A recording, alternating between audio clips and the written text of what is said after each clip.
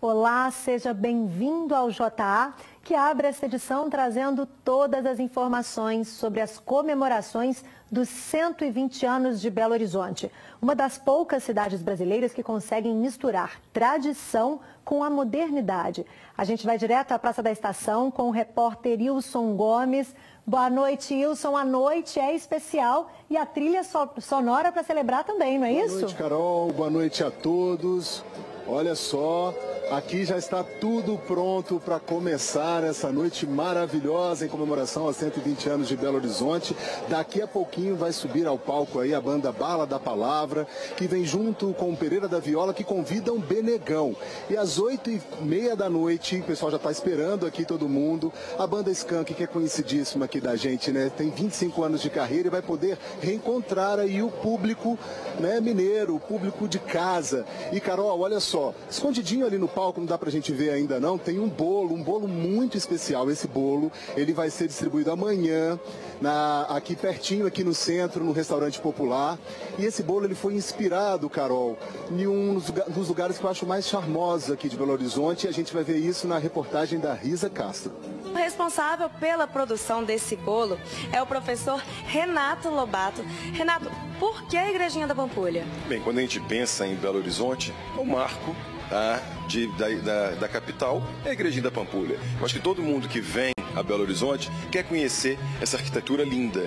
Então a ideia foi reproduzir em cima de um bolo. E foi a maior dificuldade. Por quê? Porque a gente tem que lembrar que esse é um bolo de verdade. Nós tivemos o apoio aí de 10 alunos ajudando, preparando, para a gente fazer uma festa linda e deliciosa. Eu não quis usar só a igrejinha, né? Então eu peguei os principais pontos turísticos de Belo Horizonte e coloquei em foto do lado, também para dar assim, para mostrar Belo Horizonte na festa hoje à noite. E quem não podia faltar aqui, olha, o jacaré da Lagoa da Pampulha. Pois é, na hora que a gente estava pensando no bolo aqui, alguns alunos brincaram da capivara, do jacaré. Aí eu falei, então vamos colocar o jacaré, eu tenho certeza que ele vai fazer o maior sucesso. E tá todo mundo falando, né? Todo mundo chega aqui, a primeira coisa que olha é o jacaré. E o pessoal que vai ter esse prazer aí de experimentar, vai sentir quais sabores do bolo? Bem, isso na verdade é um bolo de baunilha com um recheio de manteiga de chocolate. Então é um buttercream de chocolate, bem suave, bem leve. A diferença é que não é aquele bolo molhadinho. Por quê? Porque ele, por ser esculpido, ele tem que ser um bolo mais denso para a gente conseguir trabalhar com ele perfeitamente. Mas eu tenho certeza que ele está delicioso, né? E principalmente, parabéns para Belo Horizonte. Parabéns para BH.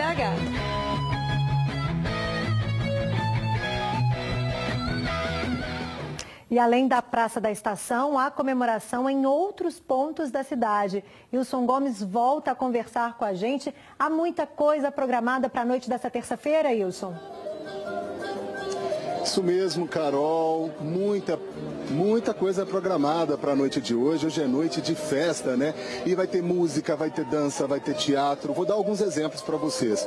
Bom, daqui a pouquinho, lá no Complexo da Pampulha, vai ser inaugurada uma iluminação maravilhosa e também entregue a restauração do monumento de Iemanjá. E aqui pertinho da gente, debaixo do viaduto de Santa Teresa, vai ter um espetáculo chamado A Coisa, Espaço Comum, do Isa Estrela. E lá também, às 9 da noite, vai ter uma disputa de baile funk, uma disputa nervosa lá da favelinha, é assim que eles se apresentam. E, Carol, vai ter também uma programação especial lá na Praça da Liberdade. Sabe ali o hall de entrada da Casa Fiat de Cultura? Então, vai ter a apresentação do espetáculo Gigantes da Montanha. E vai ser uma oportunidade maravilhosa para todo mundo comemorar os 35 anos do Grupo Galpão e também os 150 anos do autor da peça, né, Carol? E que traz várias músicas aí italianas, o Luigi Pirandello. Carol, e para você não perder nada, que é o nosso público, né, da TV Alterosa, não perder nada mesmo, basta entrar no nosso site, alterosa.com.br/JA. Vai ter toda a programação. Lembrando que 8h30 da noite corre para cá, porque aqui na Praça da Estação vai estar apresentando a banda Skank. Então você tem toda a programação no nosso site para comemorar aí, é claro, os 120 anos da capital mineira. Carol. Obrigada, Ilson, pelas informações. Mas nem só de festa vive a capital. A gente, infelizmente, precisa mostrar os problemas enfrentados no dia a dia da população. É o caso de um morador do bairro Taquaril. A garagem da casa dele está interditada por causa de uma obra parada da prefeitura. Olha só o transtorno. Uma obra inacabada, uma rua de difícil acesso e um carro preso na garagem. Os transtornos na Rua Goiânia, no bairro Taquaril, região leste da capital, têm tirado o sono dos moradores. O que aconteceu aqui? Como é que faz para chegar na casa do senhor? É assim mesmo? Não, na época eu fiz tudo aqui. Gastei, né? Fiz tudo aqui belezinha. A prefeitura vem aqui, né? E é muito, acaba tendo muito entulho. Isso atrai bicho aqui para casa do senhor? Nossa, aqui que eu tirei aqui, menino. Tudo que chorrado trouxe aqui, ó, me dá uma mão de obra. Entramos em contato com a Prefeitura de Belo Horizonte e fomos recebidos pelo diretor de obras da Urbel. Aloysio nos explicou que as intervenções na Rua Goiânia começaram em 2015 e terminariam em no máximo 1 ano.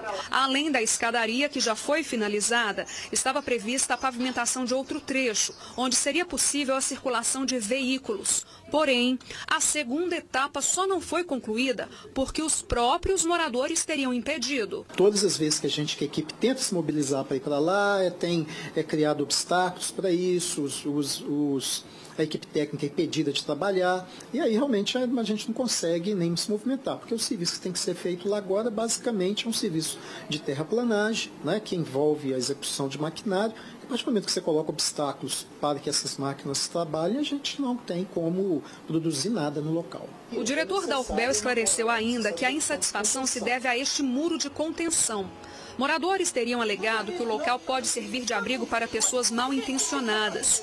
Mas, segundo Aloysio, por questões de segurança, o muro é necessário. Sem essa contenção, a gente não conseguiria implantar a parte veicular, porque a gente tem uma limitação de declividade para a execução das ruas. E no caso especificamente da Rua Goiânia, a gente já está no limite dessa declividade máxima permitida para a implantação de uma via veicular.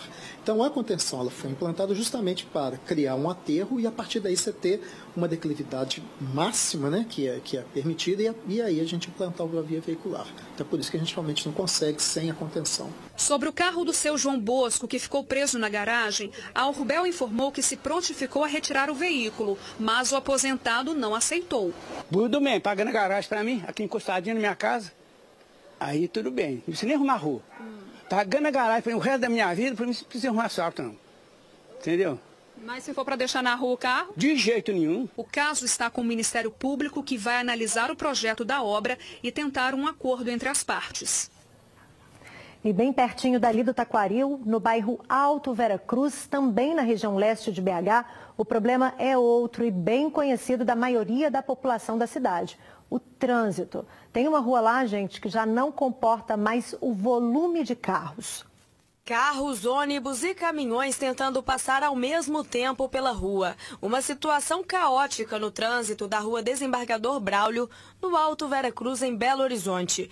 Moradores reclamam que o volume de carros aumentou nos últimos anos e que as ruas do bairro não acompanharam esse crescimento no tráfego. Já passou da hora deles colocarem várias ruas aqui como mão única. Várias ruas aqui não suportam mais ter mão dupla. De acordo com alguns moradores e comerciantes aqui da Rua Desembargador Braulio, um dos maiores problemas pode estar mesmo na educação dos motoristas que não respeitam a sinalização. A rua, além de estreita, ainda é mão dupla e nós encontramos aqui carros parados dos dois lados da via. Buracos e muito lixo também são fatores que ajudam a piorar a situação do local. Pedestres precisam desviar pela rua da tralha que está na calçada. A dirigida aqui é difícil demais, muito trânsito, congestionado, tudo. Tem criança na rua, vindo da escola, entendeu? A BH Trans informou que tem conhecimento dos problemas no trânsito do bairro Alto Vera Cruz. Disse que a via apresenta sinais de saturação sem existir alternativas de melhorias por parte da empresa. Mesmo assim, vem sinalizando as ruas do bairro e implantando mudanças sempre que possível. Existe uma nova proposta de alterações para melhoria de circulação na região que está sendo finalizada pelos técnicos e que será avaliada junto aos consórcios que operam as linhas de ônibus que circulam pelo local. Veja agora a previsão do tempo para esta quarta-feira em todo o estado.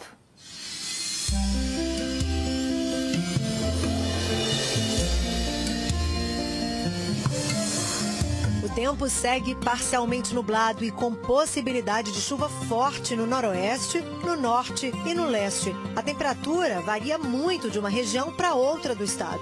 De 10 graus na Serra da Mantiqueira a 31 no Triângulo. Em Belo Horizonte, mínima de 18 e máxima de 26 graus. Os termômetros vão de 21 a 29 em Ipatinga, de 20 a 27 graus em Buritis. Vão dos 13 aos 26 em Camanducaia. E em Araguari, mínima de 16 e máxima de 28 graus. Uma família de Santa Luzia, aqui na Grande BH, procura por uma adolescente que desapareceu na noite do último sábado. Segundo parentes, Esther Ferreira da Conceição, de 17 anos, participava de um culto numa igreja perto da casa dela, no bairro Belo Vale. Ela recebeu uma ligação, saiu da igreja e desapareceu. A jovem faz acompanhamento psiquiátrico. Ela teria sido vista pela última vez no bairro Santa Efigênia, aqui na capital, por volta das 5 da tarde de domingo.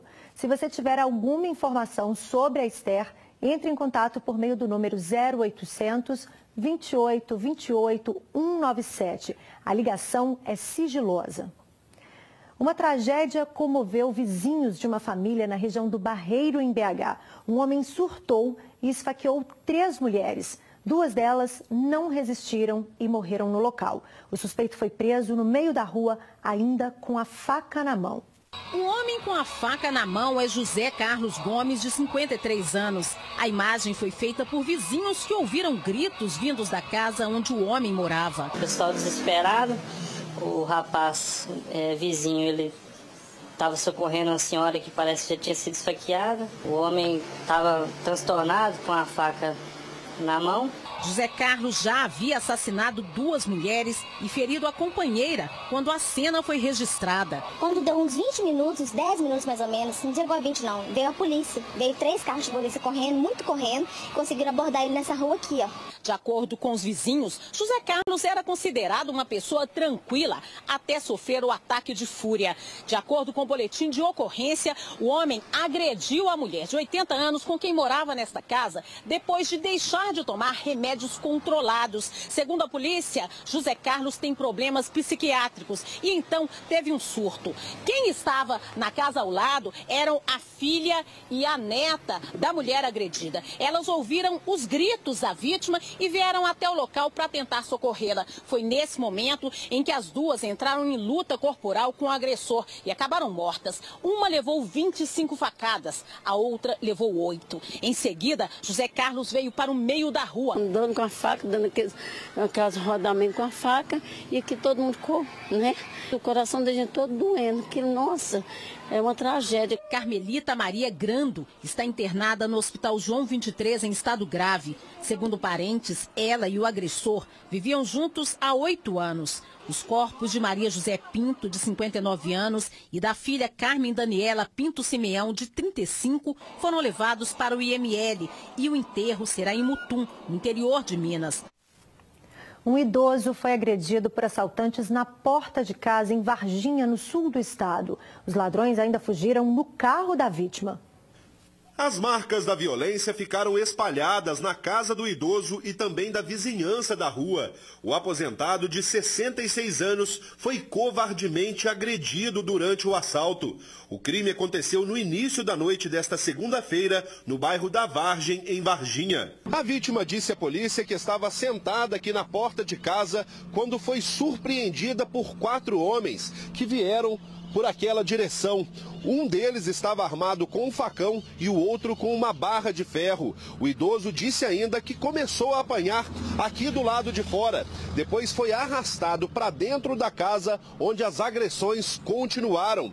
O grupo roubou de tudo dentro do imóvel e fugiu no carro da vítima. O aposentado conseguiu sair arrastando aqui para o lado de fora e pediu socorro. Segundo a sobrinha da vítima, que não quis ser identificada, mesmo com vários ferimentos, o tio procurou por ajuda em algumas casas da rua. Quando ele conseguiu chegar na casa dela, ele estava em estado de choque. A cena que a gente viu aqui em casa foi muito triste, porque ele chegou chorando, tudo de sangue, ele não tinha voz para falar. E ele tem problema de audição. E tadinho, ele estava sem os dentes, ele estava sem o aparelho, ele não escutava, você falava com ele, estava em choque, tremendo. O idoso foi socorrido pelo SAMU e encaminhado para o Hospital Bom Pastor. A polícia teve acesso às imagens de câmeras de segurança da rua que registraram o momento em que os bandidos seguem em direção à casa da vítima. Mas até o momento, ninguém foi preso. Por que judiar? É covardia. Enquanto não mudar essa lei do menor não poder ficar preso, vai continuar isso. Daqui a pouco, depois de 8 meses, a equipe do JA volta a um parque abandonado na região metropolitana para saber se, enfim, as obras de revitalização ficaram prontas. E acredite, nada foi feito no local. Denúncia que te...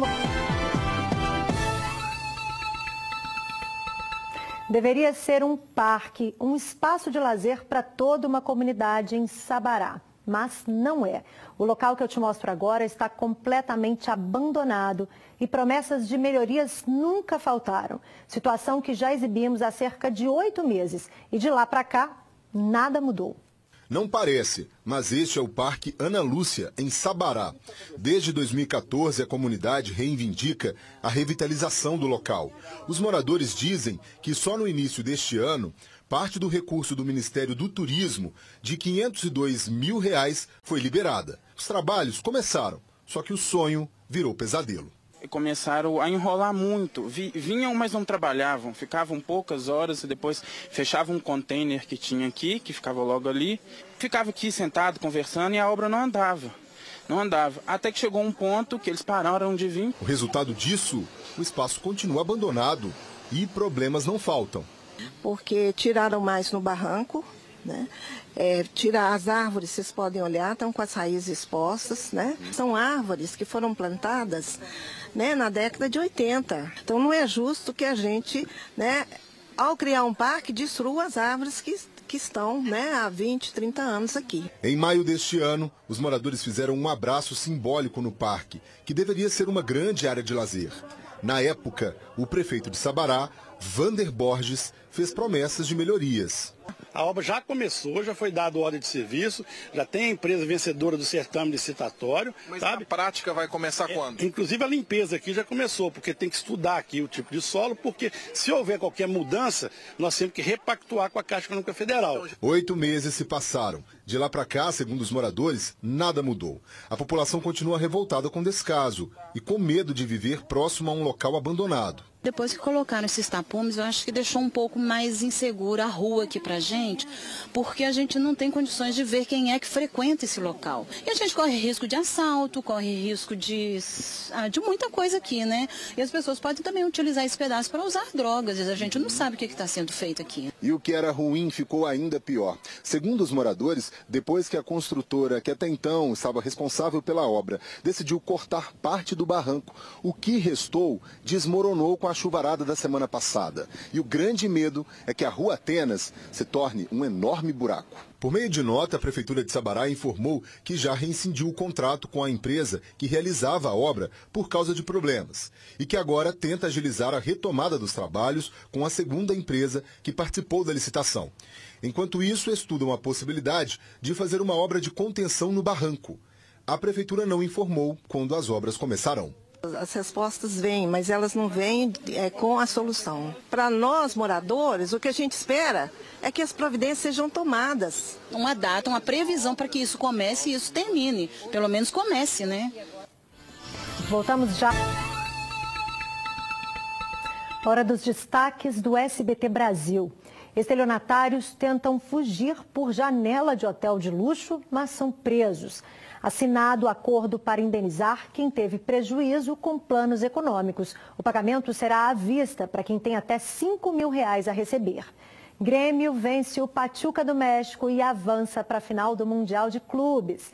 Eu fico por aqui, obrigada pela companhia e até amanhã às 7h15 da noite. Tchau!